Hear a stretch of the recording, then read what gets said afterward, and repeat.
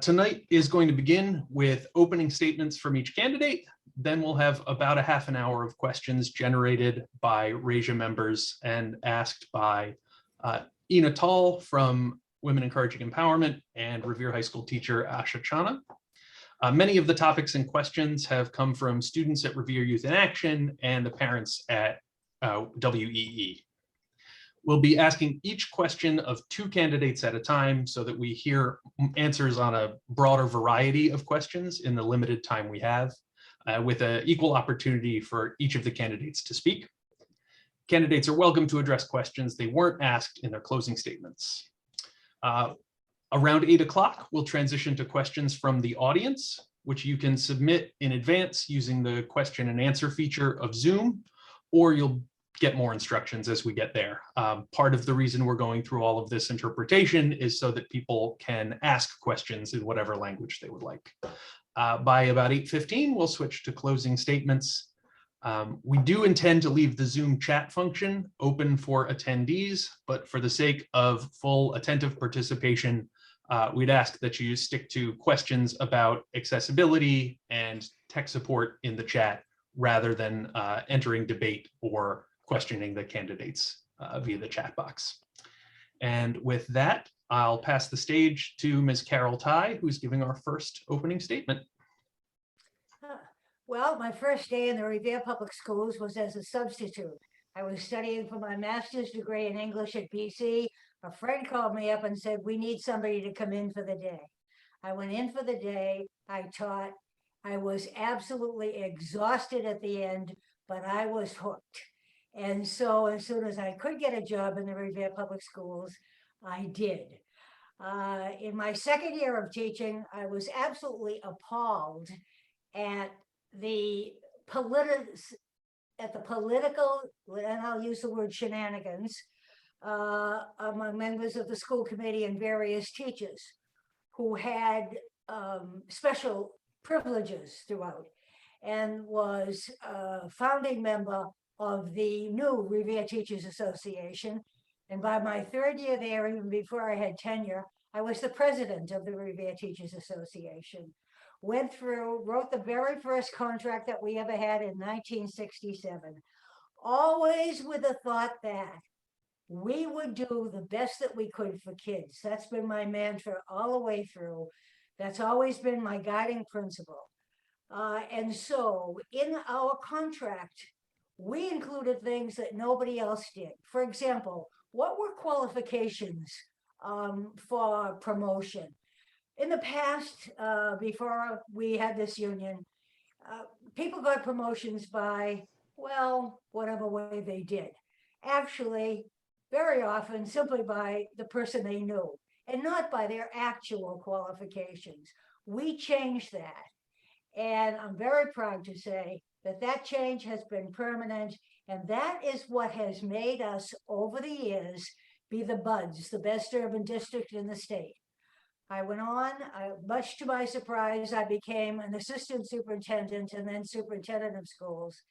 And then at the end, because I still had the passion for the Revere Public Schools, it has been my life. I have devoted my life to it. I'm still passionate about it. I still want to serve. And that is the reason I am continuing to run for school committee. Thank you very much for the privilege of addressing you. Thank you. Our next opening is going to come from Aisha Millbury Ellis. Hi, thank you so much for having me. My name is Aisha Millbury Ellis. I am the parent of 2 school-age children and a graduate of Revere Public Schools. I graduated back in '96 and went off to Northeastern before I realized I had to, I couldn't afford Northeastern. I had to get a real job, work during the day, and attend classes at night if I decided to do that. And that's exactly what I did. And I worked at the Board of Bar Overseers during the day and attended evening classes at New England School of Law, where I obtained my law degree. You know, I decided to run for school committee because I feel it's important that there is parental involvement in the decisions that are being made on the school level. I'm going to work towards public transparency, working to rebuild the community's trust with open and honest dialogue and communication and information dissemination. I'm really big on parental involvement. I just think it's so important for kids to see their parents in some capacity at the schools. It does wonders for them. And it's something that, regardless of what happens, that I'm really going to push for and advocate for. I also am very big on positivity, and it's the way I lead my life. And I feel as though that we can do more to foster a positive educational environment for all, starting from the very top to the bottom and working our way across the board. You know, and foster an environment that is supportive of its teachers, and that is open to hearing parents' concerns and input from the residents and participation from the community. I'm a big advocate for vocational trade, career skills, practical skills, and getting these kids off to a good start, you know, through alternative paths of education. So that's a little bit about myself. I encourage you to reach out if you have specific questions for me after this. And I hope that you'd consider me for one of your 6 votes. Thank you so much. Our next statement is from Ms. Bronsdon-Rizzo. Good evening, and my name is Stacey Bronsdon-Rizzo. I am not the wife of the other mayor. I have a wonderful, patient husband at home. We've been married for 36 years, raised 3 wonderful sons. 2 were teachers in the district. 1 has left the district. I have 2 nephews that are in the district and 1 niece, and 3 nieces and nephews that are students in Revere Public District. It has truly been an honor to work as an advocate for our schools for almost 12 years. I am inspired by the commitment to excellence that runs through our schools and our community. It's not perfect.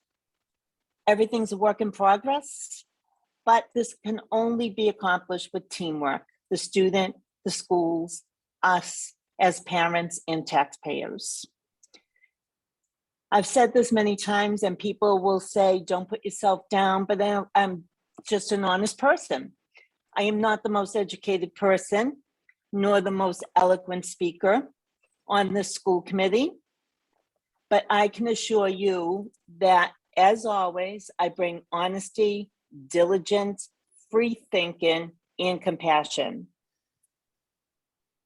I want to just thank you for having this forum so that we can all express ourselves. And I look forward to the questions. Just make them easy for me, please. Good luck to everyone. I'm excited.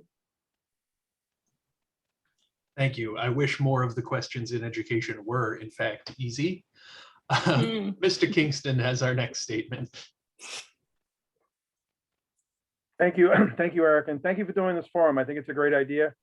I'm not being negative. I'm just being honest. I'm disappointed that not all the candidates are here. I think that's important. But to move on, about me, I'm a lifelong resident of Revere. I graduated from Revere High School. My daughter and my son both graduated from Revere High School. My daughter was so impressed with the education that she received at Revere Public Schools that she's currently a teacher at the Wayland School. She's in her 8th year. My son is currently at the police academy. He's going to be a police officer in Revere in 4 weeks. And I'm really very proud of my children, as many people are, but I'm very proud of my children because they've decided to serve the community that they grew up in. And I really think that's so important. Mm-hmm. So I'm very proud about that. I'm very happy about that. As far as my dealings with the school, 21 years ago, I took a job at the Revere Municipal Credit Union at City Hall. I take great pride in taking care of the municipal employees and all their families who join our credit union. Because I'm at the credit union, I do see students, parents, administrators, teachers, support staff, and cafeteria people on a daily basis.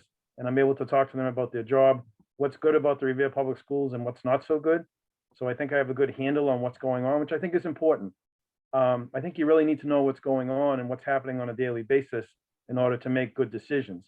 To show up for a meeting and being given some information, but maybe not having the full picture, I really think is important. So I think I can bring that to the table. I've also been a volunteer for many years. Schools are required to have a school improvement council. That's something that state reform did a few years ago. I've been on numerous school improvement committees. I've served in that capacity for a very long time as both a parent and as a community member. And I feel I have a good background in that as well. My primary reason for running for school committee at this point is we're going to build a brand new high school, which really excites me. The district is going to spend between $300 and $400 million on a brand new school. And that's going to require a lot of effort, a lot of time, a lot of careful planning. And I want to be part of that process. I am on the visioning committee, which I think is great. And I've learned a lot of things, but it's a little different to be in the room to make that decision. And that's something that I really want to do. So I look forward to working with my fellow school committee members, hopefully, and I'm asking for one of your 6 votes. Thank you very much. Thank you. And our final candidate here tonight is Ms. Chavez with her statement, please. Good evening, everyone. Thank you so much for having us. As many of you know, my name is Jacqualine Chavez. My pronouns are she and ella. I am a former public school kindergarten teacher, a former English learner myself, a daughter of hardworking immigrants, and currently I work as an education policy specialist at the Massachusetts Department of Elementary and Secondary Education. March 13, 2020 was the last time I saw my students in person before schools were shut down due to COVID. I'm running for school committee because as someone who has taught during COVID, I have the firsthand knowledge on the academic and mental health support our students need. Because as a daughter of immigrants, I know what it's like for families to not have a voice at the table when education decisions are being made about their children. And as a teacher, I understand the overwhelming burnout our educators are facing every single day. I look forward to answering your questions tonight and sharing about my plans to enrich students, empower families, and support educators. And come November 2nd, I humbly ask for one of your 6 votes.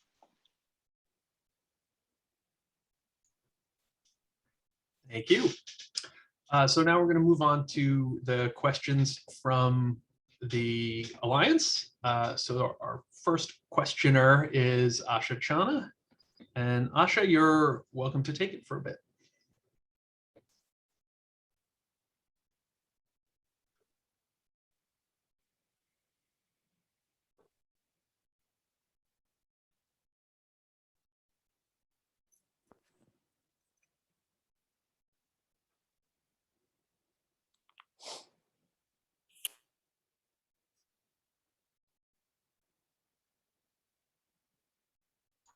Yeah, I'm not hearing Aisha either. Eric, do you want me to jump in? Because I know she was saying that her internet today was maybe a little spotty, so I'm not sure. Sure, that works for now. Okay. So, yeah, you're welcome. I will go ahead with my first question here for Ms. Rizzo. So for Ms. Rizzo and Ms. Tye. So Ms. Rizzo, if you can go first, and then Ms. Tye will give her answer. And then you each have 1.5 minutes to answer. And if you can please speak slowly and clearly so that everybody understands. So my first question is on racial equity. And so earlier in 2021, the district's Equity Advisory Board authorized an equity audit, which involved investigation of school policies and structures and interviews with many stakeholders. The final report had 7 priorities areas for improvement, and the board chose to prioritize 3: defining and articulating what is equity work, providing district-wide professional learning about diversity, equity, and inclusion, and implementing a communication plan to effectively engage families. What do you personally take as a priority from the RPS equity audits? Ms. Rizzo, do you want to answer, please? You have 1.5 minutes. Sure. First of all, I've asked for this equity audit for almost 3.5 years. So I was very excited when I heard we were going to be having one. Each and every one of those priorities are just as important. But the one thing I did hear from parents, for the most part, is the communication piece. And it's so hard to get most of that information out, but simple things can be done, such as the new website that we are trying to get out there. Trying to make it easier for parents, to try to make it the interpretation easier. Parents need to be able to find the information they're looking for. So that was one of my biggest pet peeves, was our website. I don't know how many people have gone on it before June 1st, but it was not fun. And I enjoy the computer. I do nothing but look on every other district's websites to look for information. And when our website was really difficult, I really felt that we needed to push for a new one. And with the help of our Assistant Superintendent, Makaba, and oh my gosh, his name just went out of my head. He runs our website now. We were able to interview some companies. We wanted a cleaner site. We wanted it to be able to be easier for people to use, user-friendly. And hopefully this will be up. It's up, but there's still work in progress, like everything. And maybe have the parents come in or do some kind of Zoom workshop to show them where they can find necessary information right away, instead of having to wait to have a parents meeting or anything like that. I just feel like that's going to help. And to me, the communication piece was first for parents.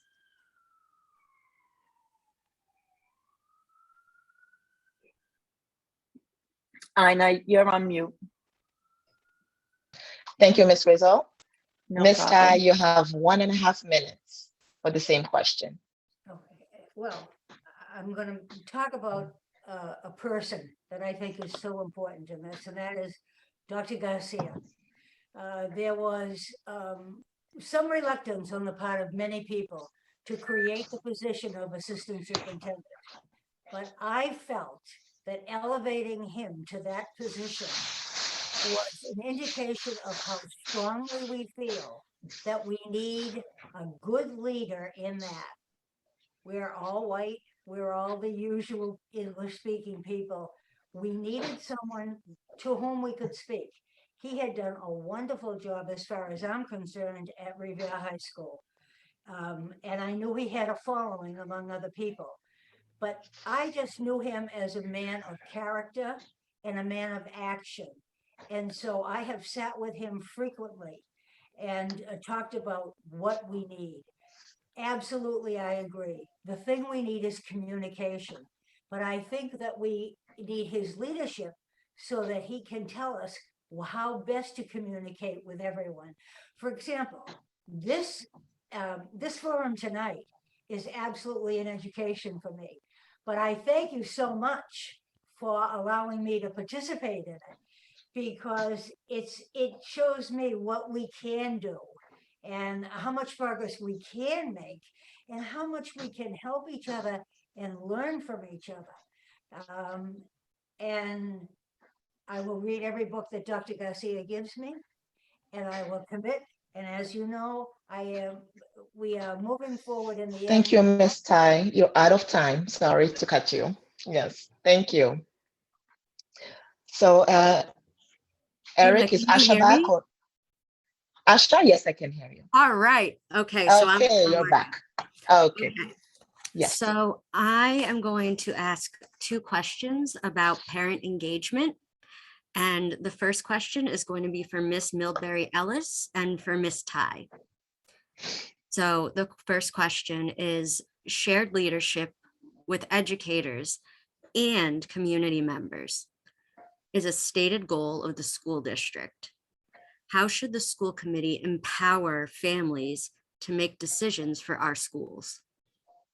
So, Ms. Millbury Ellis, you could answer first. Well, I would say that the first thing that we need to do, we're talking about parental involvement, is we need to be able to identify the barriers that prohibit or that hinder parents from being able to be involved in the first place. I apologize. I have a church that abuts my office, so if you hear some prayer and music, I do apologize. I'm doing my best. And so, you know, we have to figure out, and I think the way that we do that, right, is by going directly to the parents. I've tried to do it on a small scale by reaching out through the, let me start by saying my kids are at the Paul Revere School. I'm on the PTO, and we're trying to get more parents involved. So I've reached out to them and I've asked them, you know, what could we do to help you to be more involved? Is it the times? Is it the method, Zoom or in person? You know, can we send you a newsletter on what's going on, or, you know, a advanced schedule? I think that we just have to be able to figure out why it is that parents are not able to be as involved as I'm sure they wish they can be, and to come up with solutions in that way. I mean, that's the start, right? We can't talk about anything else when we're dealing with the same handful of parents that are involved in every aspect of the schooling. So that would be my answer, is to identify barriers and to work from there. Thank you so much for your response. Ms. Tye, the same question. You know, it's been awful in COVID. I don't want to go through about how terrible it has been, but everywhere. And so, but there has been something good that has come out of it.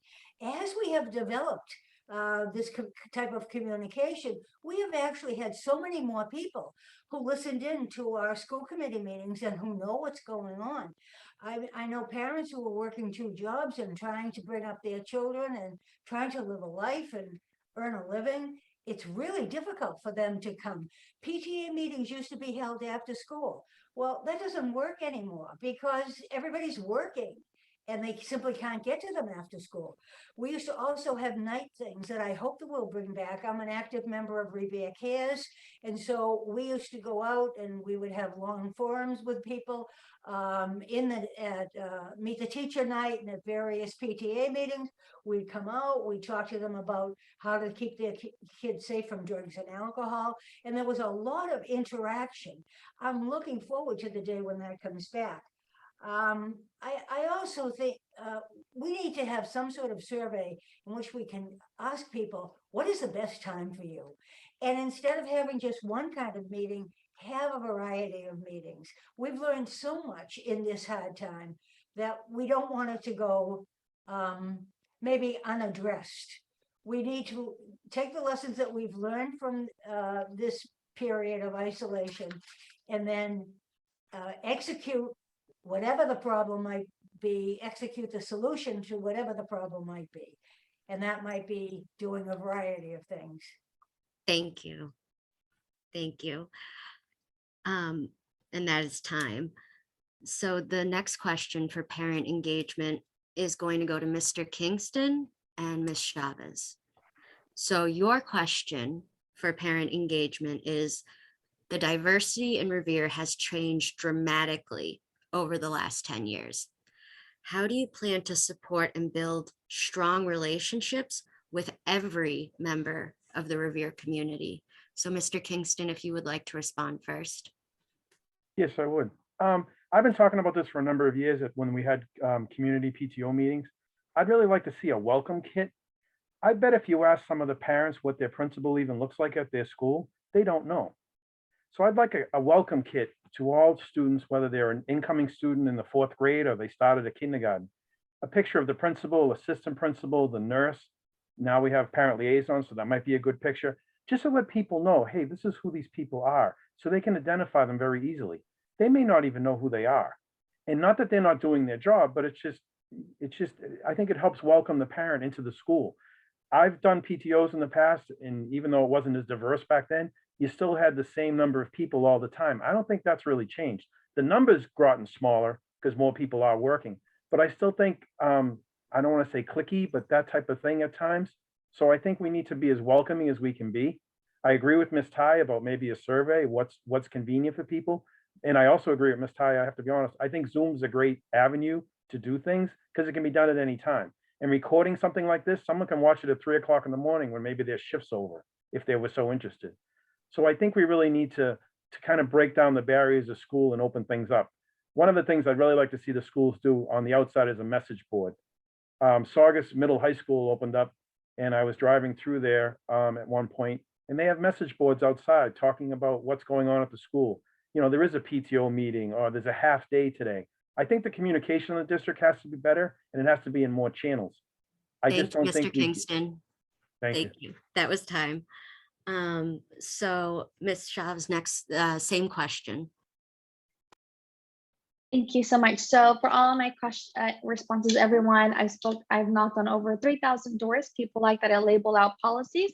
So I'll label out the actual ideas I plan to implement. And then if I have time, I'll explain my why behind them. So the first step in building those relationships is I will offer weekly office hours to our families, our students, and our educators, whether it's in person, through Zoom, phone calls, or emails, making sure that our families have a direct pipeline and access to the school committee. I will also work to bring in town hall or cafecito nights, where once a month we'll have different school committee members meet at a different location with families and organizations in the community to hear issues again and make sure agenda setting has all voices included. I will also advocate to live stream our school committee meetings on Facebook if city council is, so should school committee, and I will push to have live translations at our meetings. And finally, I will advocate for a community advisory panel to the school committee that will be composed of students, families, and educators so that we are held accountable by the constituents we represent. Thank you. Thank you, Ms. Chavez. So I'm going to now move to the questions on racial equity. And the first one is going to be, again, for Ms. Chavez and for Ms. Millbury Ellis. And this question is, what is your personal definition of equity? So Ms. Chavez, I'm going to have you start first, and then Ms. Millbury Ellis, you'll be next.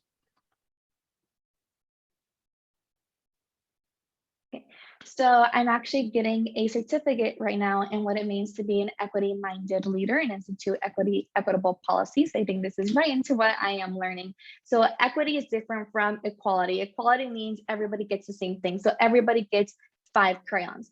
Equity means that people get what they need based on their needs and their current situation. So for example, all students may have access to the same academic programs, but if I need a little extra help, I should be able to receive that help. And so that's equitable support. That was the only part of the question. Yes, just what was your personal definition of equity? Thank you. So Ms. Millbury Ellis, it's on to you now. Sure, my definition mirrors that as well. It's you know, it's very similar to what the law provides in Massachusetts to all students, which is that all students have the right to receive to be taught in the manner that they require. And so equitable would be you know, providing students with what they need in order to learn and to grasp and to be successful. So that would be my definition of equitable. Awesome, thank you both. So I'm going to move on to the next question, which is for Ms. Rizzo and Mr. Kingston. So this question is, and Ms. Rizzo, I'm going to ask you to speak first, and then Mr. Kingston.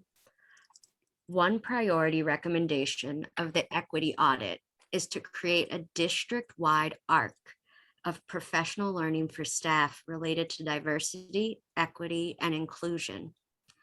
What self-growth are you engaged in related to racial equity? So Ms. Rizzo, you're first. Well,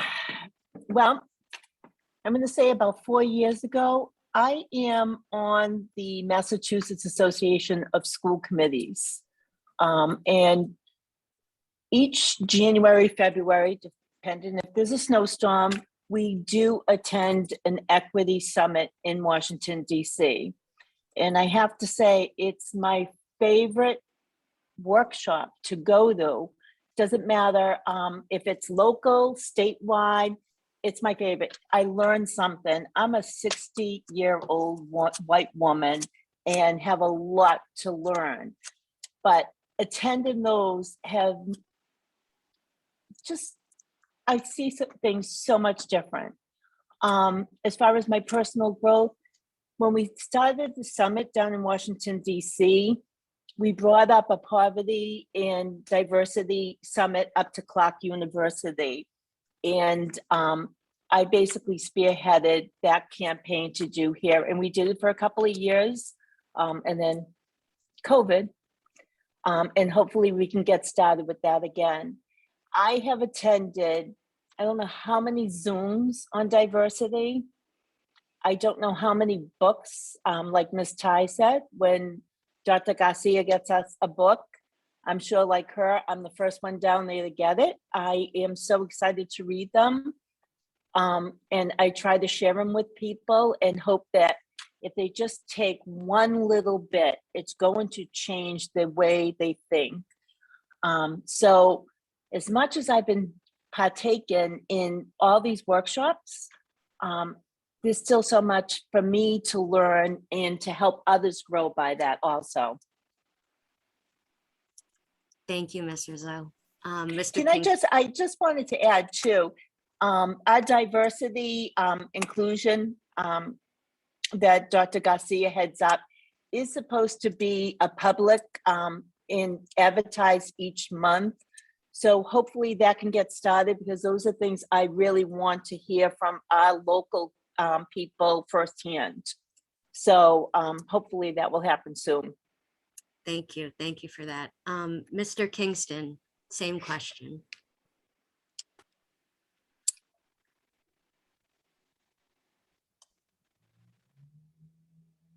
Oh, Mr. Kingston, you're on mute, just so you know. Hi, I'm sorry. Thank What I you. try to do is talk to the teachers about what the children experience at school and what the issues that they're having. My daughter is actually on the committee, on Dr. Garcia's committee. So we talk quite a bit about what they're doing and what their work is. And she's been, I'll be honest with you, she's been educating me a lot, and I appreciate it.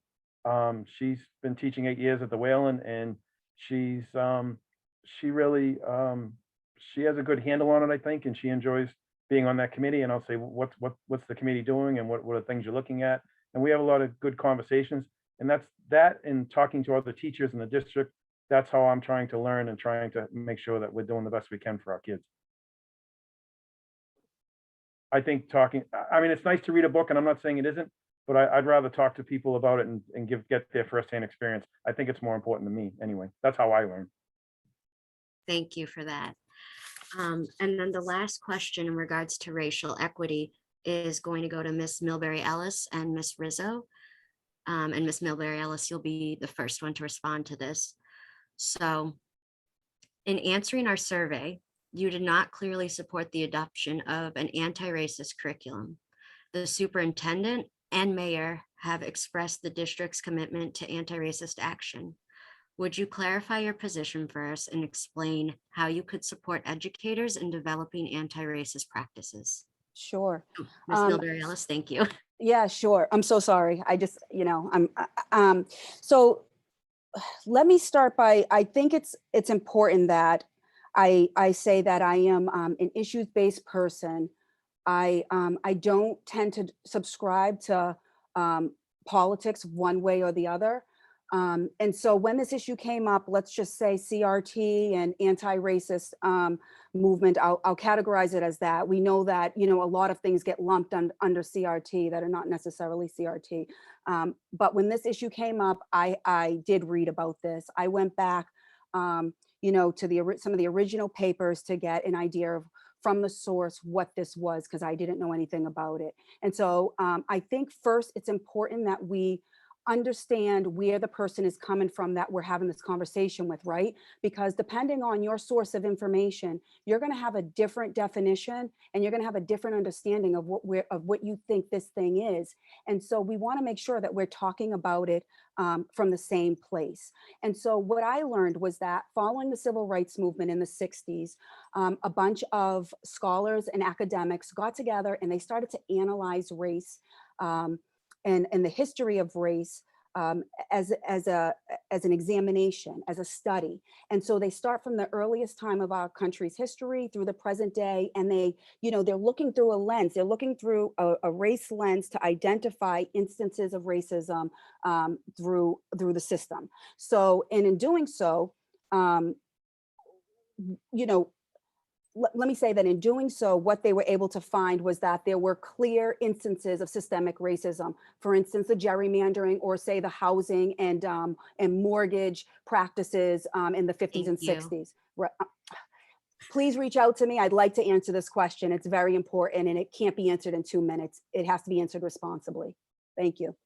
Thank you. Thank you. Ms. Rizzo, same question. So you're saying my answer was vague? Is that what you're saying? We are saying that your answer did not clearly support the adoption of an anti-racist curriculum. So we are hoping for you to explain how you could support educators in developing the anti-racist curriculum and further explaining your position so we can understand it. Well, I think also, I said I support a culturally responsive curriculum. And I believe that everyone needs to be at the table for it. I'm going to say the one thing I hear, and again, some people don't want to hear it, but they'll say we still have white people that live in the city that are being disregarded. So that's what I mean. Everyone needs to be at the table so that we can learn from stories. Everyone has a story, and until we know other people's stories, we're not going to live cohesively here. And we want to be a one Revere. So I think what I would like to know what the ultimate purpose of in school, what the Equity Advisory Committee would like to bring in as far as curriculum, because they're supposed to be the professionals. And I'm not the professional, so I need to hear it from them. I need to know what they want to bring in. Not that I wouldn't support it, because we need to. And do we Thank you, plan Ms. Rizzo. opportunities for our students to make choices, to have their own voice also? Thank you. Thank you. And that was the last question for my section. So I know now Ina is going to be taking the rest of the questions. So Ina.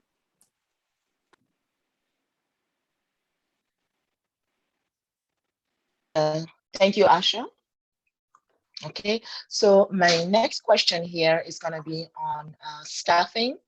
And my first question is going to Mr. Kingston and Ms. Chavez.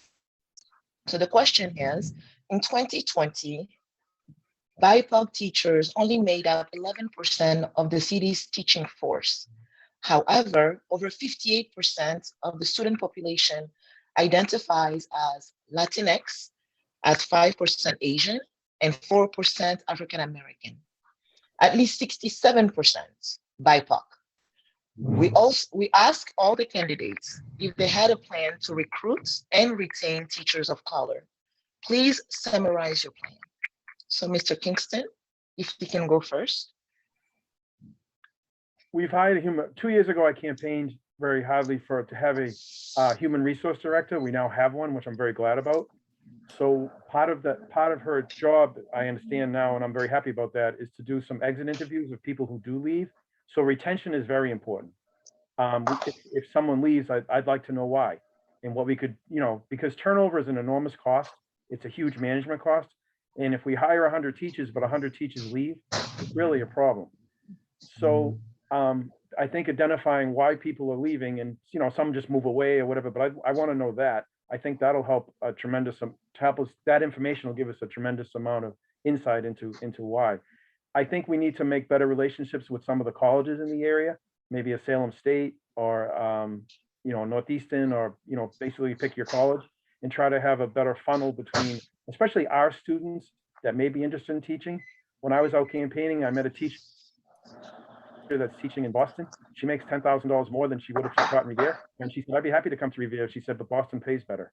I understand we can't pay what Boston does, but I really think we need to shorten that gap. Both both Ms. Tye, who I have enormous amount of respect for, and Dr. Kelly have said we routinely lose teachers to Boston, then that's something we need to look at. Because if Boston's getting the teachers that we need, to help our students, that's something we really need to look at. I don't think there's a problem as far as hiring them. I think it's more of a problem of trying to recruit to Revere. I think we have a lot to offer here, but I think we need to recruit a little better. And like I said, maybe working with the colleges. I want to grab like Revere kids to come back and teach. I think that's so important, because who understands the district and the city and the kids better than someone that actually went through the system? So that's really important to me. Thank you. Okay, yes, thank you, Mr. Kingston. Same question for Ms. Chavez. Yes, so over and over, research has shown the positive effects that having a teacher of color has on all students. In my job right now at the Department of Education, I've spent this past year actually leading a statewide case study to identify promising practices to recruit and retain culture responsive educators of color, specifically in gateway cities like Revere itself. If elected, I'll work to bring those practices to Revere, including the development of a homegrown program to recruit our high school students into the field, and also pushing for new initiatives to retain our current teachers, including giving referral bonuses. For example, if I were to refer another teacher into Revere schools, I would also receive a bonus. Paid leadership opportunities. If our teachers are leading professional development or other things, it shouldn't just be told it's a great learning experience. They should also be paid for this as well. And developing more of that robust environment and culture within the school for staff, ensuring that all teachers feel welcomed, and we're pushing for those social emotional programs as well for our teachers. Okay, thank you, Ms. Chavez. So my next question, still relating to staffing, is directed to Ms. Tye and Ms. Rizzo. So RPS paraprofessionals are fighting for full-time employment with benefits. Those jobs were originally reduced to part-time because of budget cuts. Now there's a shortage of paraprofessionals. You did not commit to hire full-time paraprofessionals in our survey, and we would like to clarify your position on returning to the practice of hiring full-time paraprofessionals in most positions. Well, first Ms. of all, Tye, yes, thank you, Anna. thank you. We are involved in negotiations now with the paraprofessionals union. So I need to be very careful what I say about that. So I would just give you some background that I have on it, okay? When I was superintendent of schools, the practice was that we never hire full-time people. It was a real shame, because instead of taking a child who was there with serious special needs and putting one loving, competent person with that child for all day long, instead the practice was that there would be two people. And I always felt it was immoral, because that was done only so they wouldn't have to pay health insurance for the person. And I thought that was wrong. However, I was thwarted by that because we didn't have money then. It was such a shortage of money that we had crowded classrooms and we had any number of other things here. So let me just say for today, yes, I am in favor of full-time professionals, but not in every instance. First of all, there are some people who prefer a part-time job, who, for any number of personal reasons, would like to have only a part-time job. Secondly, there are some classrooms in which, instead of having, let's say, some of the special needs classrooms, instead of having 4 full-timers, instead of having 2 full-timers, have 4 part-timers in there, because all the paraprofessionals work with all the children. Thank you, Ms. Tye. You're out of time, sorry. Thank you. Yes, Ms. Rizzo, same question.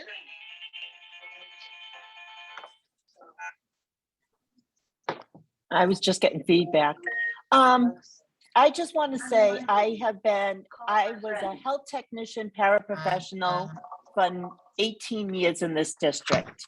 favorite job in the world next to this one. It was part-time. And we didn't have full-time nurses.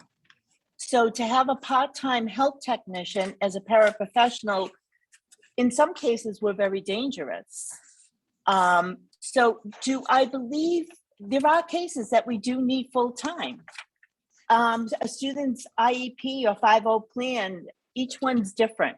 So some of those plans might call for I shouldn't say two, for a paraprofessional for the day. And yes, it's been 2 part-time so that they didn't have to pay medical insurance. In the case of a student having to have a paraprofessional throughout the whole day, I agree it should be 1 full-time. 1 full-time student that student gets to work with, doesn't have to deal with 2 different types of personalities. But again, like Ms. Tye had said, one size does not fit all. So in every case, we don't need a full-time paraprofessional, but in those cases where there's 2 in the classroom, yes, I definitely would support that. Thank you, Ms. Rizzo. Okay, so next question here. We're moving to, we're still regarding, moving to a different section, student leadership. So this is for Mr. Kingston and Ms. Millbury Ellis. So RHS students advocated for a change to the dress code regarding hats and hoods or hoodies. They undertook a pilot and the school administration supported relaxing the dress code, partly because students reported being more comfortable in the school. The school committee then refused to change the dress code. So how should students be involved in school leadership? So Mr. Kingston, if you can go first, please.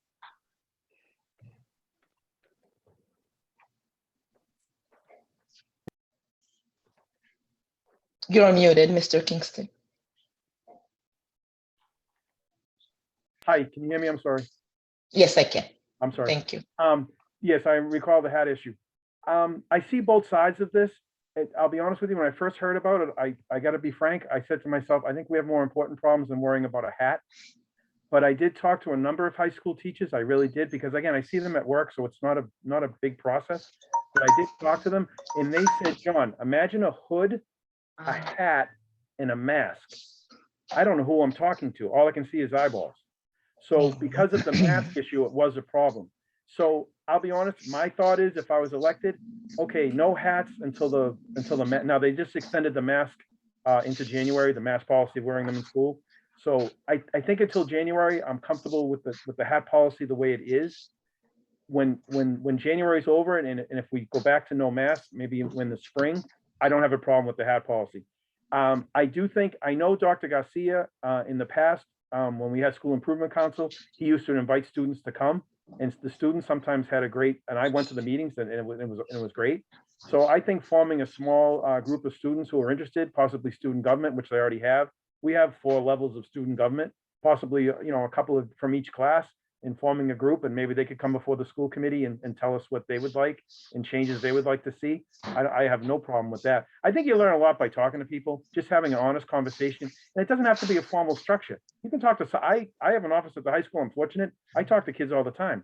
And I think that's the best way. So I think sometimes formal meetings just don't work. I really don't. I think talking to people when they have a minute and just getting some information from them really works. Thank you. Thank you, Mr. Kingston. And Aisha, I think this last question is actually yours. Sure. Yes. So I wasn't privy to this issue, but I would say that I think it's important that I'm sorry. No, sorry. I Oh, meant okay. Aisha, the moderator. Yeah, you probably heard Aisha. Sorry, Dr. Yeah. Oh, okay. Ms. Chavez, I was talking, to Aisha. You were right, though. Aisha? Keep answering it. Ms. Millbury Ellis, you can keep answering because I know you didn't get to go, right? Okay, yeah, I didn't. So, Yeah. so I would think that I recognize the need to listen to students, number one.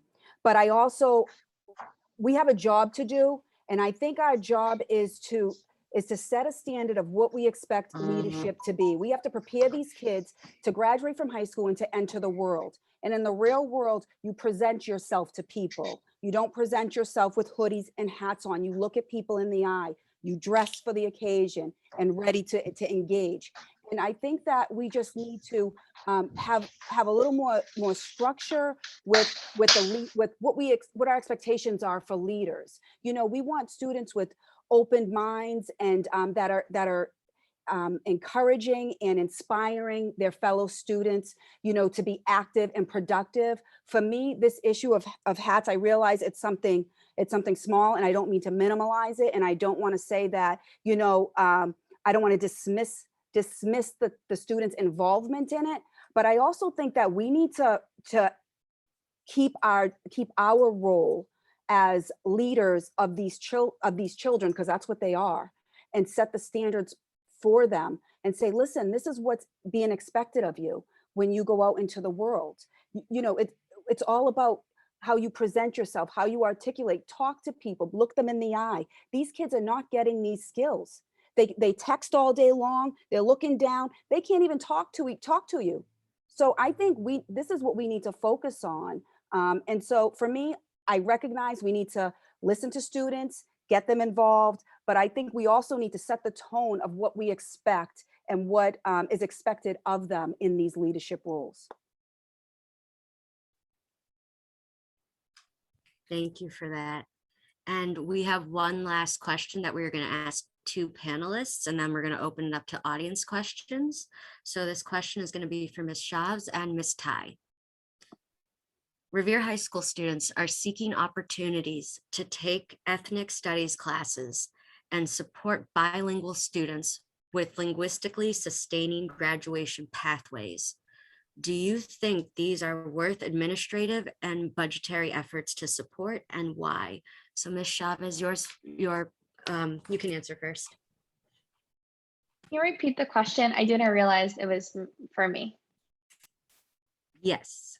Revere High School students are seeking opportunities to take ethnic studies classes and support bilingual students with linguistically sustaining graduation pathways. Do you think these are worth administrative and budgetary efforts to support, and why? Thank you. Sorry, I misheard my name at the first time, so I wasn't sure if it was for me. So equitable education includes providing these individualized supports. I 100% agree, and providing the financial support for this and ensuring we have English learner specific pathways to graduation. I'm a former English learner myself, and many of my students were. And I've seen firsthand the lack of support and resources for our English learner population and for the teachers that support these students.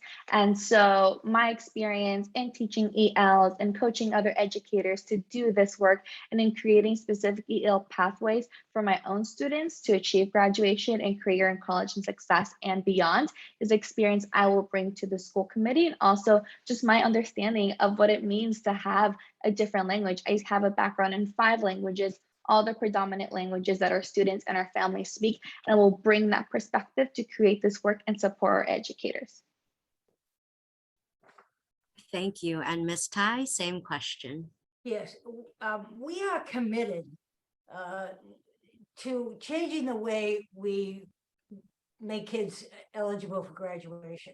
I mean, this business about having to pass an MCAS test, that there's one test for everybody. This business about you have to have this number and that doesn't hold nowadays. We have to have a different way, and the school system is absolutely committed to that each child gets the pathway to graduation that will prepare them for the life in the world. And that's what I've been saying for a while.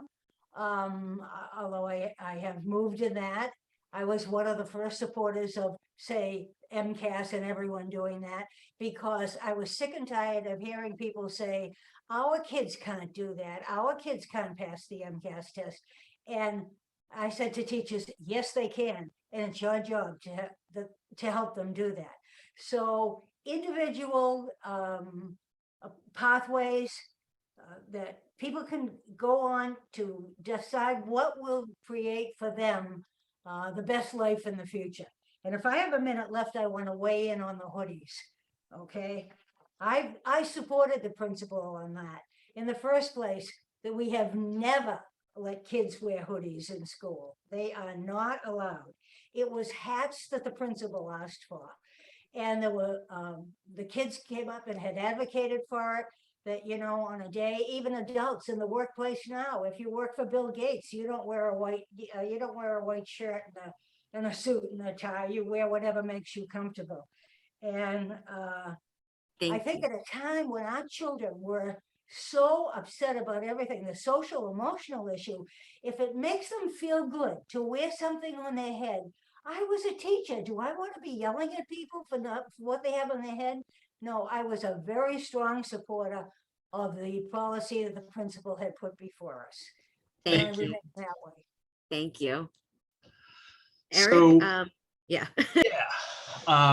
We're going to transition now to take questions from the audience. I think ideally anybody who would like to come on screen as a panelist can raise your hand using the Zoom menu at the bottom of most devices' screens. And we'll be able to promote you. It'll look like your Zoom crashed for a second and you'll reload and be able to turn your camera on and we can recognize you to speak. Also, you can chat to me or an appropriate interpreter, and we'll get that translated out to have someone speak for you if you'd rather not be on camera. And as we wait for hands to go up, I think we do have a few written questions that came. Aisha, do you want to go ahead and ask one? Yes. So one of the ones that I have that came through was for Mr. Kingston. So Mr. Kingston, what is the protocol now that we have an equity board to address students who recognize harm, mistreatment, and intolerance? What is the system of accountability for students and staff members? I don't understand the question. So the question as it's written is, what is the protocol that we have for an equity board to address students who recognize harm, mistreatment, or intolerance within the school? What is the system of accountability for students and staff who have experienced harm, mistreatment, or intolerance? Or I'm what gonna would be you fu- want to be a system of Or accountability? what I want to be. I'm sorry, I'm not aware of the current one. Yes. I think we have to look at all situations, and unfortunately, in my world, life is not black and white. There's a lot of gray area. So I really think we need to look at each situation and take it separately and on its individual merits. And I think that's really what's important. We have to look at the individuals, what happened, what's involved, and get the true whole picture. I'm not a, like I said, I don't like solutions that are black and white and it fits in this box or fit in that box. We're talking about individuals and individuality. And I think everybody's a little different. So while you have to have some set of rules and some order, I also think there has to be exceptions to the rules, and we have to learn to understand what people are bringing to the table and what happened in that certain circumstance. So I would like things to be fair, but I'd like them to be just. And nothing drives me crazy as a person is when I hear something just sounds so unfair and so unsensible and illogical that really bothers me. One of the reasons I'm running is sometimes I see something and I'll say, why did that happen? I don't understand how that could possibly happen. So I want things to be fair and open, but I also want things to be very open. I think sometimes I don't want to air dirty laundry out there on anyone's part, but sometimes I think problems are hushed up, and I don't think things are as open as they should be. And I want more open dialogue as far as everything is concerned. Thank you. Not seeing any hands. We did have a question through the Q&A for Ms. Tye and Ms. Rizzo. We'll go to Ms. Tye first. But during your time on the school committee, what two things would you say you've notably fought for and feel made a difference in our schools?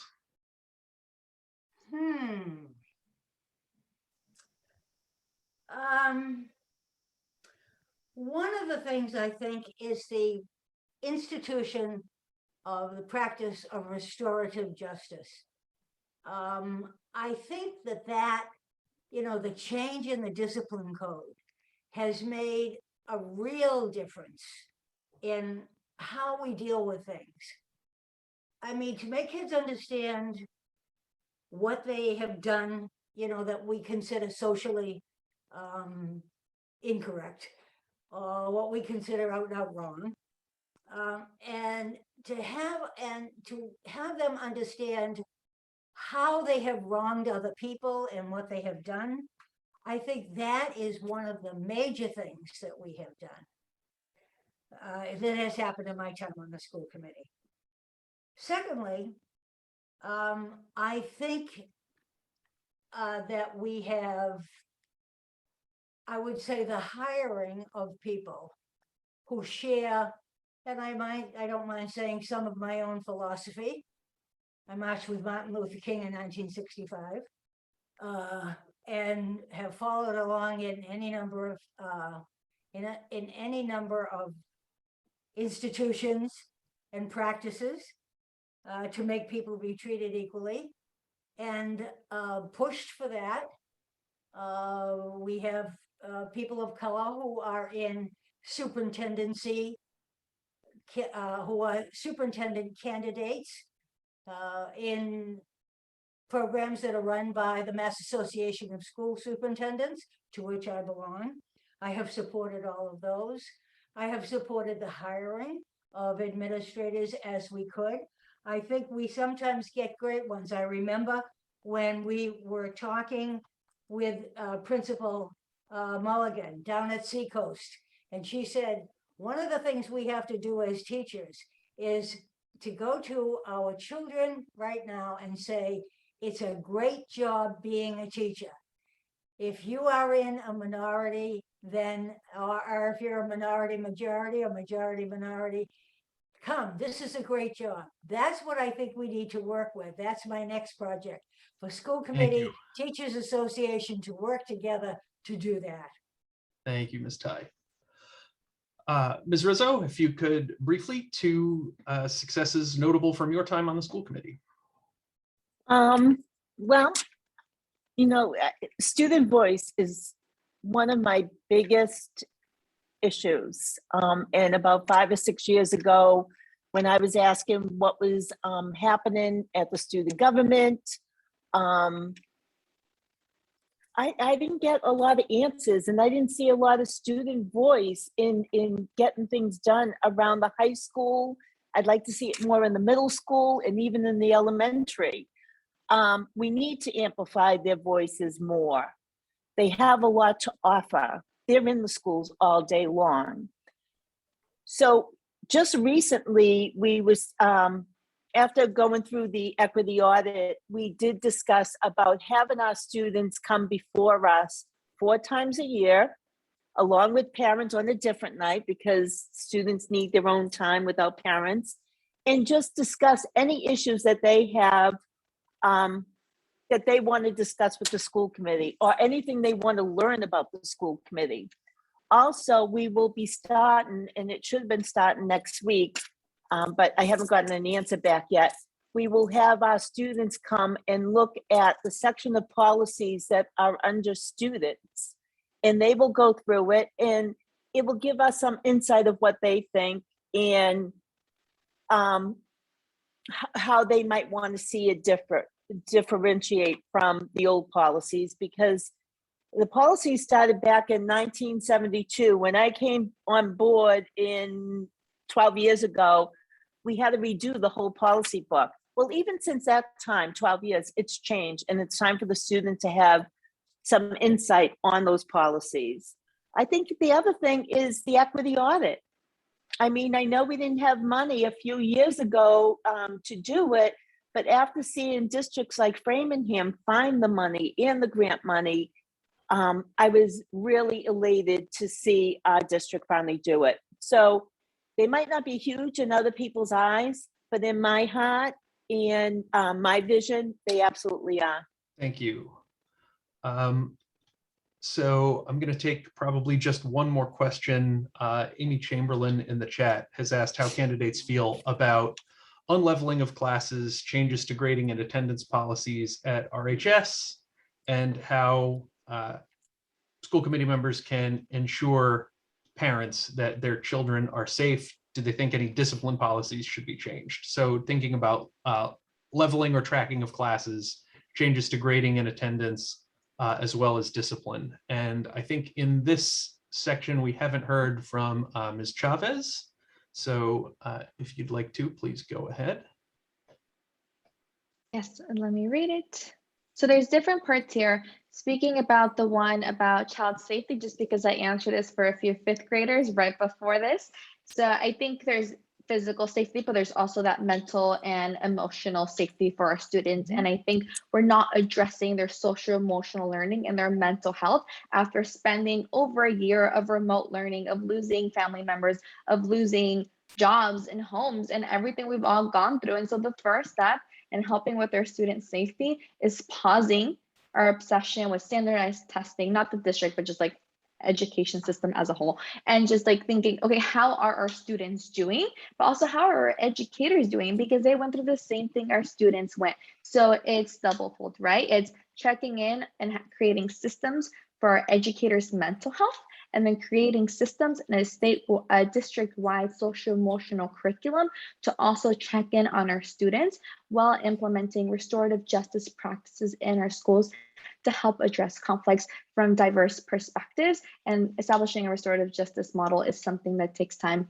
It's something that I helped implement in the schools I've taught in, and I have experience and would love to bring in as well. I think that's as much time as I have. Just about, thank you. And Ms. Millbury Ellis, would you like to respond to Amy's question regarding leveling, grading, attendance, and discipline? Could you just repeat the question? I just want to see it in the full context. I can't see it in the comments. How do the candidates feel about unleveling of classes, changes to grading and attendance policies at Revere High School? Also, many parents were concerned after seeing RHS on Telemundo. How can they ensure parents their children are safe? Do you think any discipline policies should be changed? So, you know, I too have been knocking doors around the city, and what I'm hearing about the unleveling of classes is that it seems as though, you know, we have students that I'm talking about the pre-AP track that was removed. You know, there were students who were in that, I believe, from middle school forward, and you know, it provided a challenge to these students. I think that I'm concerned about what's happened to those students in this effort to unlevel the classes. I'm concerned with whether or not we are challenging those students still. I recognize that there's a total population that needs attention and that needs resources, and that in that pre-AP track, perhaps some of the attention was diverted away from them, and these kids were coddled a little bit more and provided with a little bit more attention. At least this is the impression I'm getting from speaking to people. So I think that instead of necessarily removing the AP track, perhaps we should have allocated resources to the other students as well to beef that up. Again, this answer it also brings into account that we should probably be offering some alternative education to students as well in the form of vocational trades and you know, career services. I think that would help as well. With respect to the grading, I'm not too familiar with the grading. I understand that it's very generic. I believe we did away with A, B, C's, and D's. Is this working? I mean, I don't know if it's working or not. I mean, I remember going to school and striving for that A, and that motivated me. You know, I'd have to read up enough about it. As far as safety, we need more discipline, and we need to find out what it is that will make these students feel safe. What makes them feel safe, and then implement and take action from there. I'm sorry, I tried to cram it all in, and these are difficult questions to try It is a big question. Cram it all in, you know? So we've just got a few minutes left. We asked the candidates, let them know that they could make a closing statement. So we're going to go in the reverse order of when we did openings, which gives Ms. Chavez the floor. I just want to thank you all so much for your time and your questions tonight. To the students, educators, and community members listening tonight, you are the future of Revere. And specifically to students, I want to say, oh, I'm emotional here. Back to that question, no issue is too small if it's important to you. My only job, if elected, and including all the legal responsibilities, is to hear you and be that pipeline for you. And there is no way that you have to dress or you have to look to be successful in life. Oh, sorry. And if society has ever said there's one way to be someone, then that's how we have failed you. And so the only way you have to be is being true to yourself. And I just want to let you know that whatever issues you have, like, I am here for you, and they are very important. And to everyone else, I just want to hope that I answered your questions and I shared my plans to enrich our students, empower our families, and support educators. And now I humbly ask for one of your 6 votes next Tuesday, November 2nd, to elect to the school committee a qualified, experienced, and equity-minded educator. Thank you all so much. Thank you. Mr. Kingston.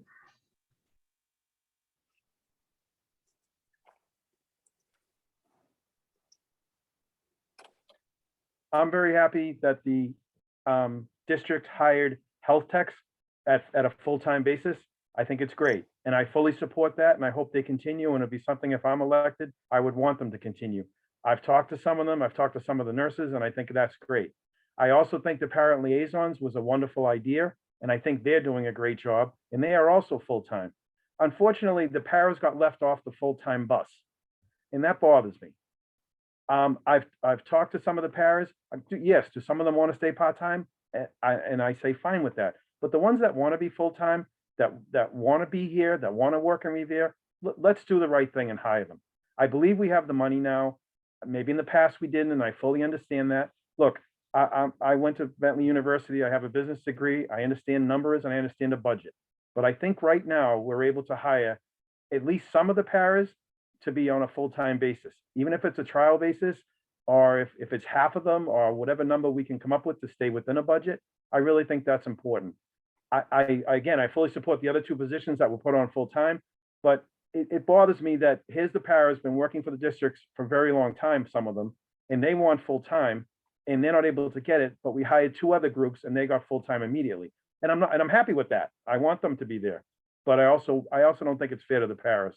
And that's really something that's kind of bothering me, because they're directly in line with children and working with kids, and some special needs kids. And a lot of them are working with special needs kids, and well, most of them are. And that's an area that I think the district could do a lot better in, special needs education. So I'm hoping that, you know, that can be looked at. I know it's in negotiations, but I'd really like that to something to be moved forward. It's very important to me, and it bothers me because I don't think it's being fair. And we're talking about equity and equality and all that, but I think the word fairness to me is a big word. And even though it's only 4 letters, I think it's very important. And I think being fair is just being fair. Thank you. Thank you very much. Ms. Bronsdon-Rizzo. Well, first of all, thank you everyone for putting this forum together. I'm really happy that I could attend this. I'm a little sad it's on Zoom, but I'm happy I can keep my pajamas on. So no, I'm kidding. I am ready and professionally dressed. A school committee member must be responsive to their stakeholders. You need to be sensitive to the diverse needs of all learners and an advocate for students and learning and a rigorous ambassador for public education. Those are qualities that I believe I instill each and every day of my life. These students come first. Revere Public Schools come first. Our teachers come first. Our community comes first. And I am glad that my children who were born and raised and went through the Revere Public Education found that just as important in their lives. And I'm just going to ask, I'm humbly requesting, or maybe I'm not too proud to beg, for one of your 6 votes so that I may return to a position that I am passionate about and to the students and community that I love absolutely so much. So thank you all for your time, and I appreciate it. Thank you. Ms. Millbury Ellis. You know, I'm just listening to all these questions and the responses, and I feel as though, you know, this is an elected position, but it shouldn't be political. This is our kids. Like, these are our children. It should be about what's in the best interest for these kids, without agenda, without strings, and really having just an open conversation. And I think that's a great start, this forum, and being able to have that conversation. And hopefully we can obviously continue it.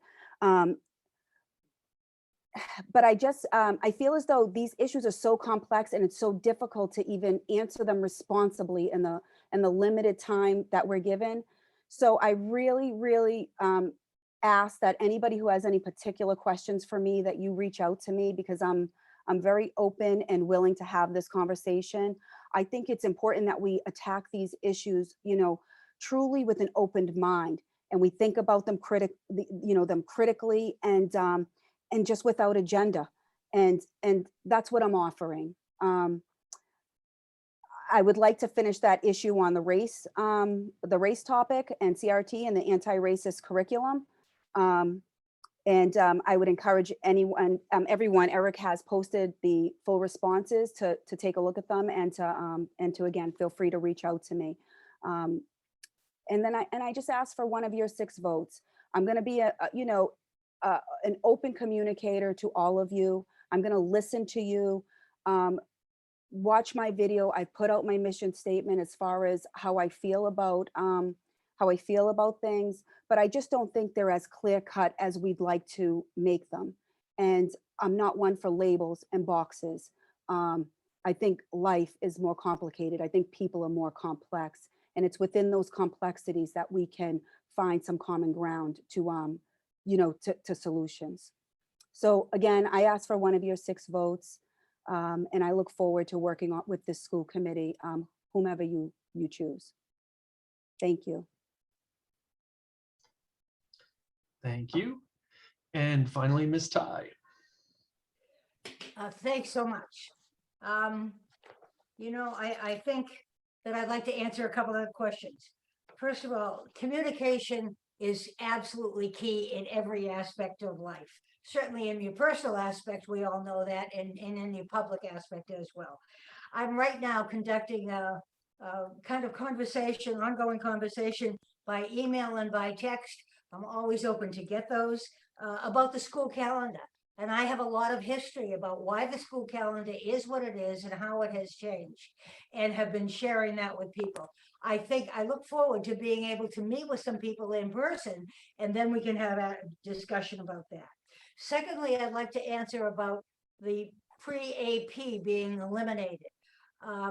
When we were first out of school, and somebody arranged, I think it might have been my very first Zoom meeting, and Jeremy Miller was in charge of it, and he had a lot of high school kids on, and they all talked about what they liked or didn't like about the high school. And one of the things they thought was that they had been denied access to the AP classes, and we began to take a look at that. And so when we eliminated them, every teacher was then to provide in his or her classroom a method for a kid to get an AP education, or all through the middle school. You could, on any level, you could do extra work, and that was in there, and that would go toward them, so that you could still get an AP education in an ordinary class, or you could be less. And we need to have people, if we're going to have competency-based education, and we're going to base our diplomas on that, then we need to be able to have people at their own level moving through. And that's what I think has been happening. I'd like to ask people to take a look at our district improvement plan. I'd like to just point out 4 things that you'll find in there that we have been doing recently. That when we assess teachers on what they're doing, the plans and their instructional practices are judged by equity rubrics. The students themselves are able to assess strategies that are restorative and how they're there. The teachers regularly implement restorative practices to remediate conflicts that develop in classrooms or outside. And grading practices taking structures are more equitable. And so you can get a grade based on where you are in that particular classroom. I think we have a lot more work to do with that in the high school. Amy, thank you for your question. I think that is something that we need to we need to have high school teachers show some leadership on too. It's been great to be, I've had a wonderful education here, and I thank you all for showing me how to run this Zoom thing, and see how wonderful it is. And all of you, you are just a credit to the city. Thank you very much. I hope I can continue to serve, but if you can't give me a vote, and if I don't get voted in, I will still serve in some way or other, but I humbly ask for your vote. Thank you. Thank you. Thank you to all of the candidates and to everybody who's come tonight to hear our forum. We absolutely love hosting these kinds of things. It starts a discussion, and there's never enough time just at a meeting like this, unfortunately. If anyone would like to be in contact with Raja, you can get in touch through me, Eric, ERIK, at revereteachers.org. I can also share candidate contact information. They would also love to hear from anyone. Big thanks to Daniel, Fatima, Emily, Magda, Raisa, and Brendan for doing our interpreting today. I am so happy to have all of you. Thanks very much. And finally to Ina, Asha, and Kirsten Jafrida, who couldn't make it to ask questions tonight, but did help us very much in the planning, and all of our partners at Raja. Thank you very much, and have an excellent night.